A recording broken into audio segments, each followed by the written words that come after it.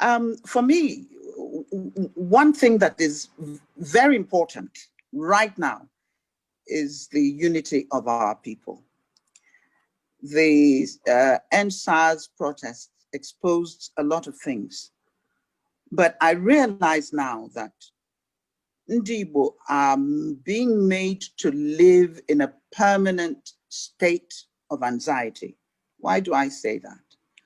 When there is an issue, a national issue, when there is a quarrel, even within different groups, the Igbos pay for it. This has been our history. I don't understand the hatred. I don't understand the lack of appreciation and understanding and accommodation.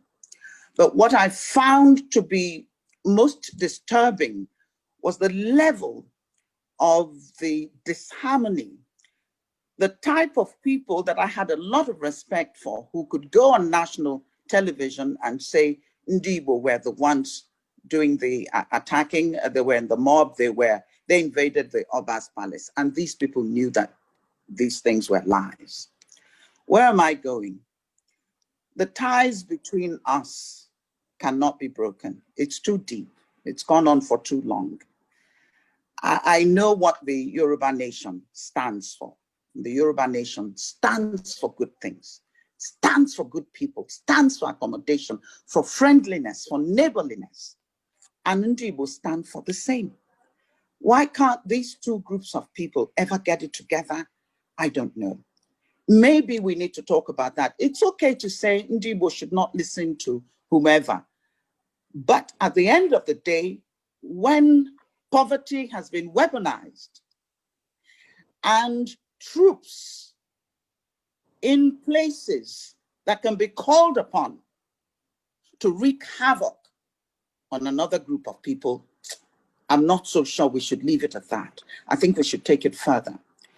And I also don't want to say that the Yorubas are the only ones to blame. The Igbos too have a share of the blame. And this we have to be very sensitive about one another, sensitive to one another. What am I saying? Please, let's not stop with this meeting. Let this be a continuous effort, especially when I hear it amongst young people. I am frightened. I live in a household that is mixed. And I know that every day on a regular basis, this bombardment of you are this and you are that and you are not this is what we're faced with. What can we do about it? This is the one issue that can ensure our survival or ensure our demise. Thank you. I love you very much. Ikwere people are actually from they're Aro people. I am an Aro woman. We live in the diaspora. Aro Chuku is our hometown, and Ikwere people are Aros. Please, they should go and check their roots and check history. These things are there for anyone to check. Why people don't want to identify with Ndibo and they want to change the names of towns in Ikwere land so that they don't sound Igbo. I can't answer for them, but I love them with the love of the Lord. They are good and wonderful people. And my hope is that this understanding begins now. Whatever has been said in the past should be kept in the past, and we begin a new chapter of a new relationship of appreciation and understanding for one another.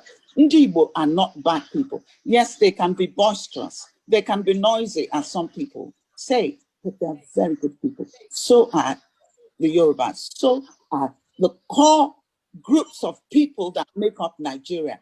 It is those that want to weaponize ethnicity and use it as a way to keep this country down. They must no longer be allowed to succeed in doing that.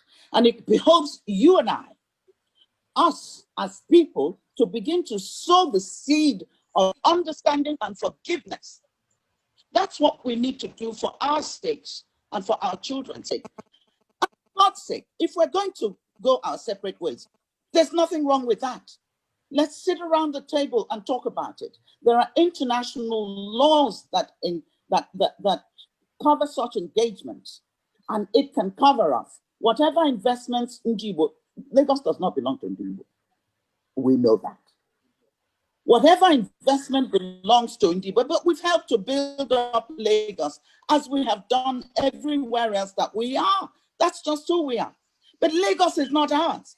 And if we have to go, we go. But there has to be a way to settle this matter in a way that everyone is covered. And you're not saying to Ndibo, we're now going to kill you and drive you out of a particular place and take over your property. No, that's wrong. That just should not happen. So Obibo, Rumibo, whatever anybody said, those are my brethren. And I love them as such. And I would never accept their hatred of me because of where I was born into, because I'm a woman, or because I am an Arab woman, or whatever, or because I'm married to Yoruba. Who knows what the prejudice is? I really think that we have to put these things aside. Hey, we are people who have something here. We are blessed. We're reasoning people. We're talented people. We're educated people. If you didn't go to school, you went to the school of your home, of your hometown, and what your parents taught you. And parents, let's begin to sow the seed of love and understanding amongst our children. I can put up with it with older people. But when I hear young people spout out such hatred, I lose hope in Nigeria. Thank you very much. I thank you sincerely from the bottom of my heart for having me once again. And I saw my dear mommy speaking a short while ago. I caught the tail end of what she was saying, and it is a unique privilege and honor to be mentioned by somebody like Pa Ayo Adebanjo, a man I have not hidden my love for, neither have I tried to shy away from extolling his virtues and my immense admiration for his studiousness, for his truthfulness, for his fearlessness. He's a man that I respect. I wish we had someone like Pa Ayo Adebanjo, Haneze or Pandev. Things won't be the way they are. I love him immensely, and he knows that very much. And I feel humbled that he was able to mention my name. And I also understand that Iba Gani Adams is here with us also today, and also Pa Fasuranti as well, a man that I have immense respect and admiration for. When I remember these men, when I remember Pa Adebanjo, I remember Gani Adams, Pa Fasuranti, these are the people that give me hope and reassurance that what obtained in the past is no longer going to happen. I am very, very pleased to be alive in this very generation, to be able to have such people lead the Yoruba nation, because I now know that we are all in safe hands and that the old divide and rule is no longer going to work. I believe in self-determination via the route of a referendum. There are people who may canvass for Nigeria to continue the way it is presently constituted. There are people who may even want to suggest restructuring. But we must bear one thing in mind. The same people that rejected restructuring in 1967 and 1968 are the same protagonists who are today still rejecting restructuring, by which I mean the British government and the Fulani Janjaweed Caliphate. They do not want it, they cannot grant it, because they think it will be detrimental to their survival or to their hegemonic tendencies within Nigeria. Therefore, I will recommend, or I will suggest personally, that people are entitled to hold whatever view they feel they are comfortable with. But for us, it is self-determination via referendum. And I do hope and pray that, who knows, one day our children may vote to have Oduduwa and the Biafra nation, one as a southern, whatever they may call it, I'm sure it's not going to be Nigeria, and to decide to run their lives the way they see fit. As I heard Mommy Onyeka when saying before I joined, she alluded to the fact that we share a lot of things in common. I think that most of the banter and perceived rivalry between the Igbos and the Yorubas is just something that obtains between Scotland and England. People just banter. They believe in competition. There is a healthy rivalry, but it would never, ever degenerate to the point whereby one evening you wake up and you hear that Yorubas are killing Igbo people in some part of Lagos. It will never happen. The same thing can never, ever happen in Igbo land either. But it is because we have allowed ourselves over the years to be controlled by forces hell-bent on dividing us, because they understand the game very well. Once we divide you, we conquer you. And once we conquer you, we set the narrative for you. And that narrative is that the Igbos and the Yorubas can never come together. And I'm sure that programs like this have, put a light to that. And I do welcome it immensely. Thank you very much, Dele. Thank you. As Iba Ganadam said, I do respect divergent views and opinions because I am a Democrat, and I would like to reiterate that. One thing that comes across anytime this debate is had is the weak position from which the South is intending to, should I say, debate this restructuring of the thing. Restructuring cannot work because Nigeria has very faulty and shaky foundations. It cannot work because there are competing and divergent value systems. It cannot work unless we are deceiving ourselves. The borders are open in the north. They close semi-border, but the borders in the north are open for all manner of,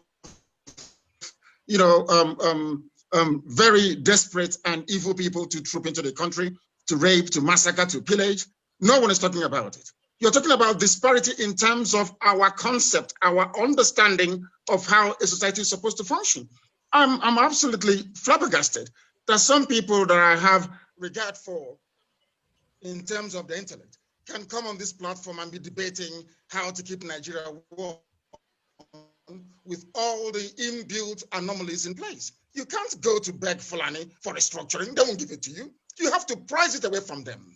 That's what Ganadam is talking about. You need to take it away from them. They're not going to sit down and say, oh, come and take it. Ochuku went for restructuring and they said no. What makes anybody in their right senses think they can give it to you now unless you have a very equitable leverage to wield? Once you do not have that leverage, you cannot get restructuring. And that leverage is self-determination. Without it, you cannot get anything. It's high time to understand this, I'm absolutely shocked. Look at what's happening in Obibo. You want me to be in a country where a madman like Wike can get up in the morning and decide to slaughter people. And the slaughter is going, even right now, this very minute, people are being killed in Obibo. And you want us to somehow subscribe to this useless, corrupt entity of Nigeria. Who created Nigeria in the first place? Who created Nigeria? Let me ask you. Who did? Did any of these people now talking today? Do you have any input as to where Nigeria is supposed to be? What is wrong with self-determination? What is wrong with referendum? In Britain, you have an autonomous Scotland, you have autonomous Wales, you have autonomous Northern Ireland, you have autonomous England. What is wrong with that, for goodness sake? Sometimes I'm shocked the way we reason in Africa. It is absolutely shocking.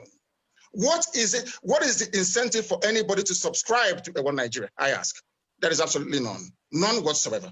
You are in a country where you have a people who they have this sense of entitlement. We have to determine what happens. You go to NNPC, it's only Fulani people there. You go to customs, only Fulani people there. You go to immigration, only Fulani there. You go to the army, the high echelon, it's only Fulani there. Air Force, Navy, oh, come on, for goodness sake. Let's stop deceiving ourselves. Nigeria is unworkable. Not today, not tomorrow, not ever. But I do thank all of you who spent or who gathered today to give us, a snippet of your immense wisdom. We do appreciate it. I am not for restructuring. I am for the outright breakage of Nigeria, the same way we were before the white man came. And I make no apologies about that in any way, shape, or form. Now, there are people who may want to, for reasons of nostalgia, or kind of hankering back to the past. They saw 1960, people were out on the streets, they were dancing, they were making merry, there were high hopes for Nigeria. I mean, I can excuse them, but the reality today is that you have Fulani, a very virulent and dangerous Fulani Janjaweedism on the march. They want Ruga, they want to take our waterways. I mean, oh, come on. Nigeria is unworkable, can never work, and will never, ever work. The best way for us is self-determination. If they feel that they have the superiority, so to speak, or they have the upper ground in terms of the validity of the argument, they should come out and debate with us. What is wrong with a referendum? If you claim that a majority of the people want to remain in one Nigeria, then let's have a referendum. Let's determine it once and for all. How come via a referendum, Atiku became a Nigerian citizen? Why should I not be allowed to exercise the same right that Atiku actually exercised before being allowed into Nigeria? What is wrong with that? I mean, these double standards I cannot understand. Let's cut to the chase. The only thing holding Nigeria together is the oil and gas in Biafra land. And for the sake of that oil and gas, Biafrans are being killed right now as I speak. Wike is carrying out genocide in Obibo right now. The day we rise up in anger, misunderstand us. But right now that this genocide is happening, no one is doing anything about it. I cannot be in a country with people who do not see any evil, they hear no evil, and they condone evil. I cannot be in the same country. Heaven knows I cannot be in the same country with these people. If there is any need for us, I would prefer a situation whereby those of us in the South will get together and say enough is enough. And until we make that categorical stand, believe you me, this nonsense will continue. The South, the Yoruba, the Igbo, and of course, a very significant presence we have in the South should be able to come together to say enough is enough. You don't beg Fulani. If you beg them, they will drive you into your grave. We need to stand up and say enough is enough. If you don't do this, if you don't do A, we do B. As simple as that. Why should we beg them? Who are these people that we're begging them? All the time is begging, pleading. And as Ganadam said, come 2022, they'll start talking about elections. They want to see the future of their children in Asorok running all over the place, either as SSA or as secretary to the government. All these debates about restructuring will just go through the window. But our consistency over the years has proven time and time again that self-determination is the way to go. And there is one thing that will make it absolutely critical that we sustain this very drive. And there is the unity and camaraderie between the East and the West, between the Igbos and the Yorubas. And when we say the Igbo, that means encompassing everybody who's in the East and of course, our Yoruba brethren in the West. Once we are together, believe you me, Fulani will panic and they will give us what we want.